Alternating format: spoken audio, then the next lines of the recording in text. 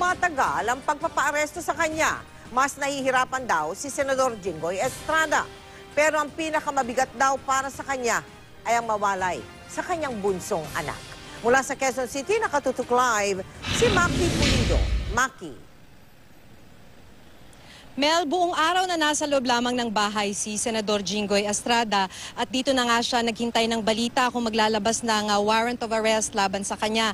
Buong maghapon nakamiting ang kanyang mga abogado, ang kanyang legal team at habang naghihintay nga ng balita mula sa Sandigan Bayan.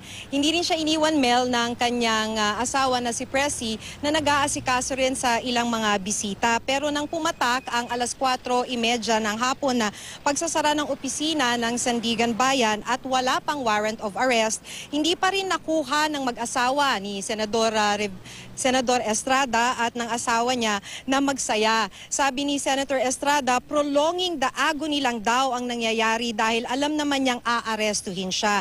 Mental torture din daw ito. Baka sa mukha ni Senator Estrada ang kanyang kalungkutan, pero pilit niyang itinatago ang nararamdaman kapag kasama ang kanyang bunsong anak na si Jill na 8 taong gulang pa lang. Nang dumating si Jill kanina, doon ko lang nakita, Mel, na tumawa itong si Senador Estrada. Dito siya makikitang masaya at tumatawa. Pero nang pag-alis ng bata at tanungin na nga natin siya kung naipaliwanag na niya ang sitwasyon sa kanyang bunsong anak, halos maluha si Estrada. Ang pag-iwan daw kasi kay Jill ang pinakamahirap niyang gagawin sa oras na lumabas na ang warrant of arrest.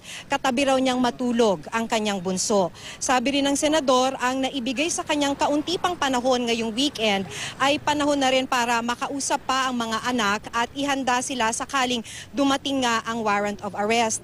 Gagamitin daw nila ang weekend na ito para sa family bonding. Pakinggan natin, Mel, ang ilang bahagi ng pakikipag-usap natin kay Senador Jinggoy Estrada. Sabi ko, hindi mo na ako matutulog dito sa bahay. I did not elaborate, but she kept on asking me. So I'm trying to avoid answering her. The mere thought na kukulong ka, kahit sa Monday pa yun,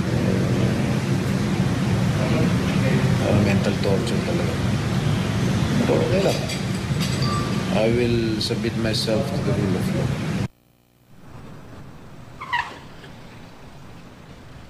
Mel, sakaling may lumabas na warrant of arrest ay susunduin daw ng senador ang kanyang amang si Manila Mayor Joseph Estrada at inang si Loy Ejercito.